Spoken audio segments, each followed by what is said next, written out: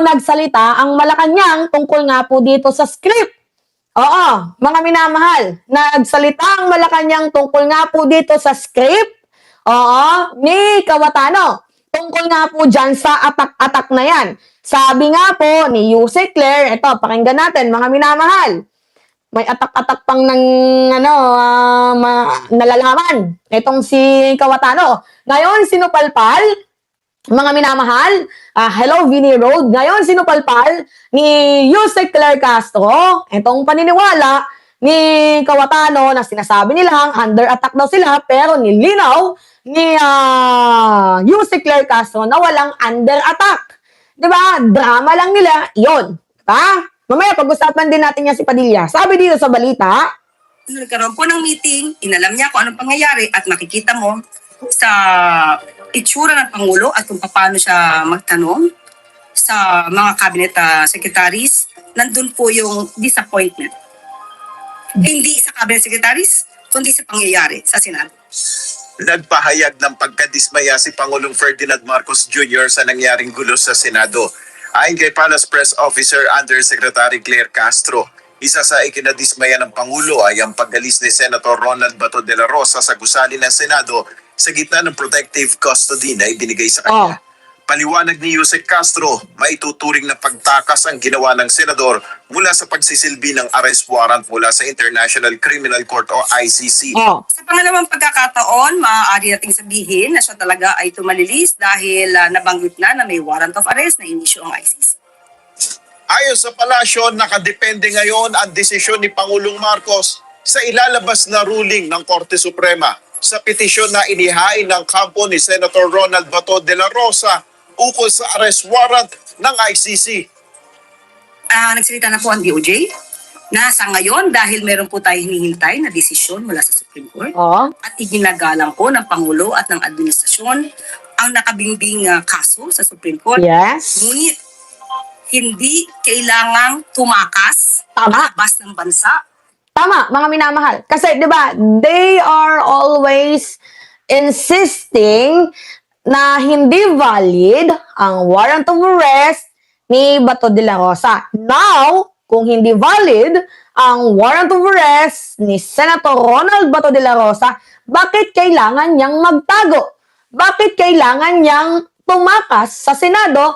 In fact, sinasabi niya naman na ni Cayetano 100% assurance na nasa protective custody itong si Bato. Kaya nga, kanina ko pa tinatanong, sino ba yung nagbabantay kay Bato de la Rosa sa protective custody at bakit nakalabas ito? Pinalaya ba itong si Senator Ronald Bato de la Rosa? Pinaalis ba itong si Senator Ronald Bato de la Rosa? Or talagang mayroong nangyaring kuntsabahan? Diba? Diyan kay Senator Ronald Bato de la Rosa and between dito nga po sa protective custody order na nagbabantay dyan kay Bato. Kaya wag na wag niyong idadamay ang presidente dyan. Walang kinalaman ng presidente dyan. In fact, galit na galit si PBBM dyan sa nangyaring kabulastugan sa Senado. Ang dami kasing mga hudas. Presi ba naman yung mga hudas dyan, di ba? Presi yung mga hudas na mga kupal na hindi natin alam kung mahal ba talaga nila ang bayan or mahal lang nila yung kanilang mga sariling intensyon. Di ba mga minamahal? Alright, continue tayo. Si Senator Bato de la Rosa, kapag siya ay nagtangka, ayon na rin sa DOJ, siya ay huhulihin. Tama. Tungkol naman sa nangyaring shooting incident sa Senado noong nakaraang linggo, ayon sa Malacanang, hindi naman ito maituturing na pag-atake. Senate siege. Was it under attack? It was not. Narinig ninyo? Senate siege was under attack? It was not. So, sa madaling sabi, Mima, so many DDS have entered. Totoo. Nanggigigil ako. Yan nyo sila, yung mga DDS yan kasi navavaliw yung mga yan, mga minamahal. Dahil hindi nila kaya tayo, ang ginagawa nila, ay binabash na lang tayo or ad hominem. Tayo hindi tayo ganon. Pag nakikita nating may mali, kino-correct natin. Hindi natin kailangang mag ad hominem. Pero sa ating mga tawag dyan, sa ating mga moderator, anin ninyo, yung mga pumapasok na mga DDS, sipain ninyo dahil walang naitutulong sila kasi mga close-minded na yan. Anyway, merong tracing huda sa Senado na pinapalabas na sila ay under attack. Pero ang totoo, it was all set up. Kagaya nga ng sabi ni Yusek Claire Castro. Pakinggan natin ulit. Senate siege. Was it under attack? It was not. It was not. The Senate was not under attack. True. You can see that from the news. True. Only from the statements of the NBI True. and PNP. Totoo. It was only the statement made by Senator Alan Cayetano. Oh. Sa huli, binigyan din ng palasyo So, sa madaling sabi, si Cayetano lang yung nagsabi na ito ay under attack. Oo. Cayetano, pinapasinungalingan ng palasyo ang gawa-gawa mong kwento. So, sinasabi ni PBBM, sinungaling ka, Cayetano. O, anong under attack? Bulbulism ka? Anong under attack? Walang under attack. Trip mo lang magsabi na under attack kahit hindi naman under attack. Para palabasin mo na may kasalanan din dyan ng presidente at walang ginagawa. Diba mga minamahal? Gets ninyo? Continue pa tayo. pa ring managot ang mga personalidad na lumabag sa batas. Kung sino dapat na managot dito, kung mayroong mga pagkukulang at may lumabag sa batas, mayroong nagtatakas o nagpapatakas, dapat lang din po tayong mga Pilipino ay maging mapanuri Tama. sa mga nagiging aksyon ng ating mga public. Tama. Nel Maribuko. So, sa madaling sabi, harboring of criminals. Dapat, sinasabi ng palasyo, nakasuhan ito.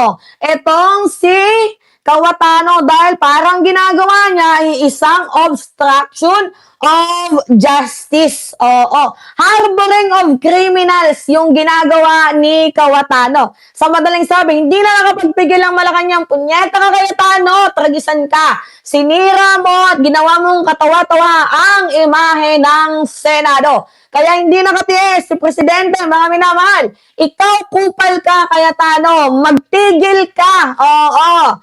Diba, gampanan mo na lang yung trabaho mo as Senate President. Alam naman namin na meron kang kinalaman sa pagkawala ni Bato de la Rosa at sa pagpasok ni Bato. Diba, alam naman namin yan. Pero the point here is hindi mo dapat gawin yung mga bagay na yan.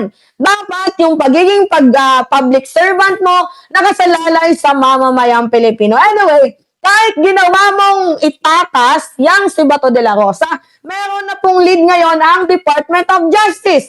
Ang DOJ kung nasaan itong si Senator Ronald Bato de la Rosa. Akala ninyo makakatakas si Bato? Hoy, hindi.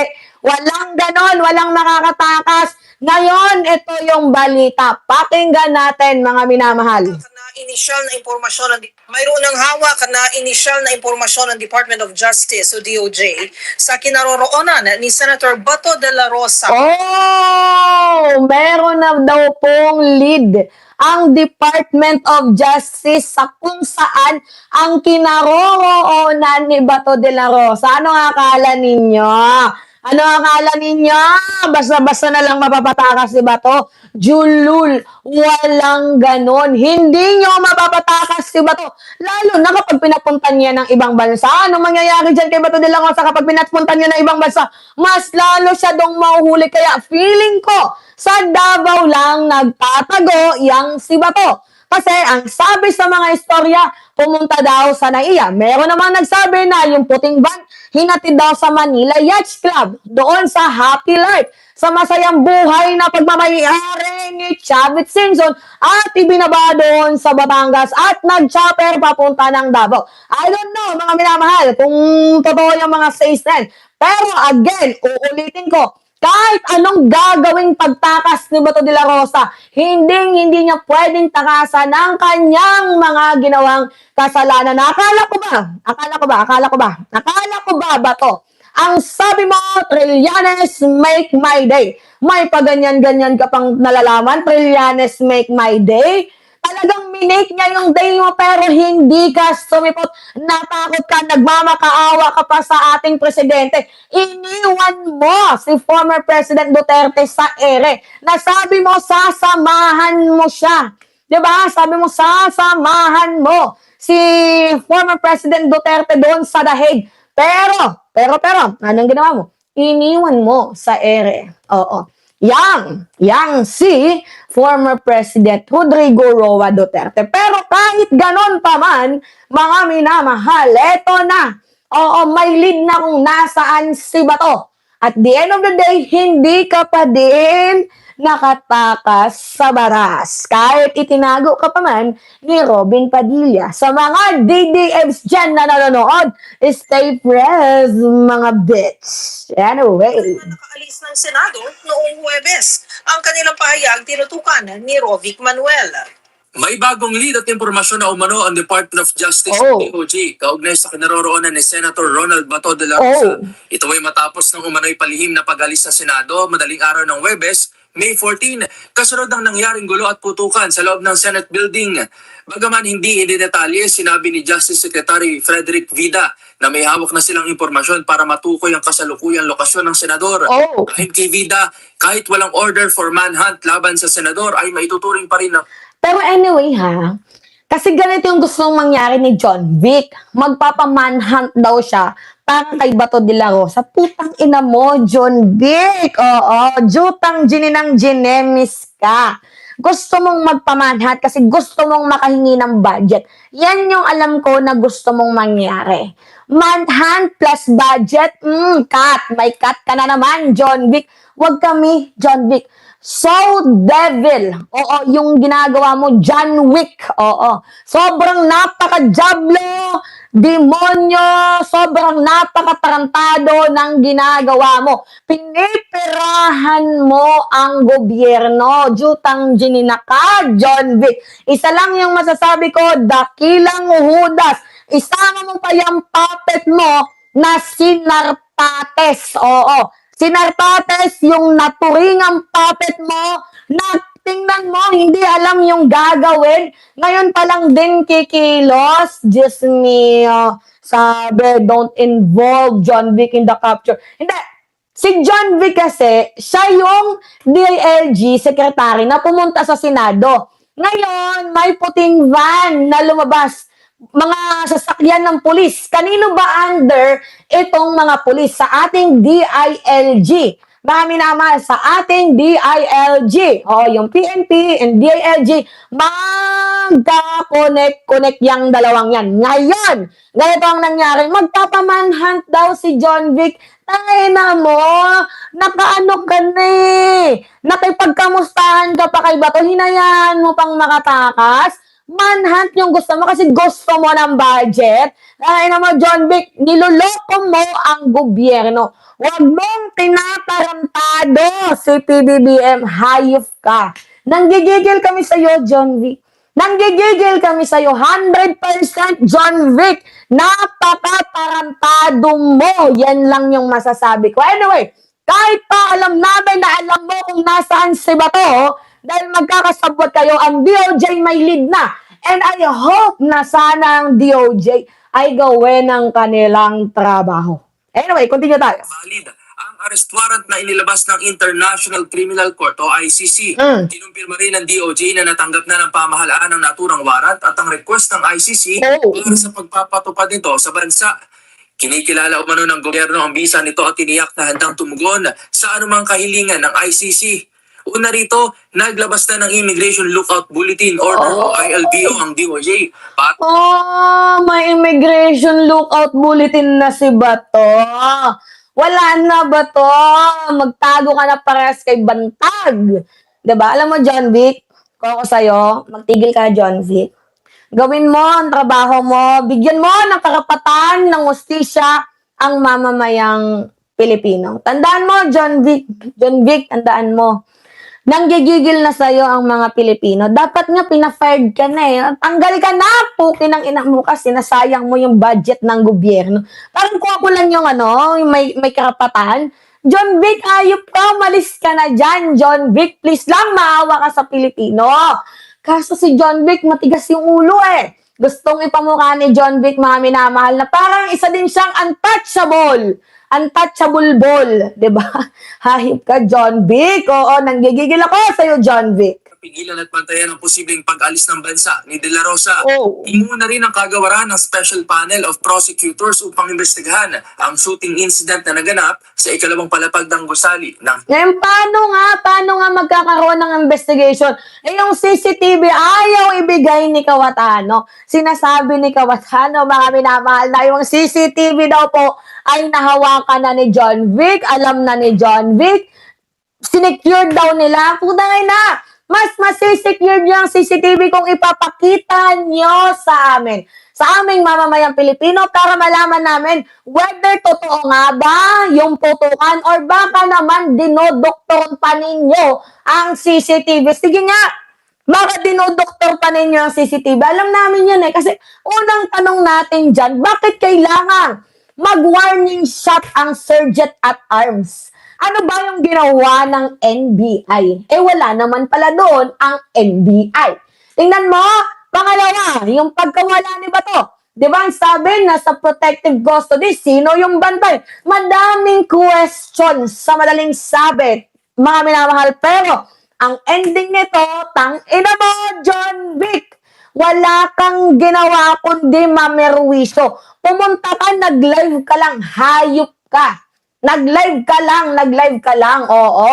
At ito naman si Aplaska, isa din po yan, mga minamahal, kung alam lang ninyo.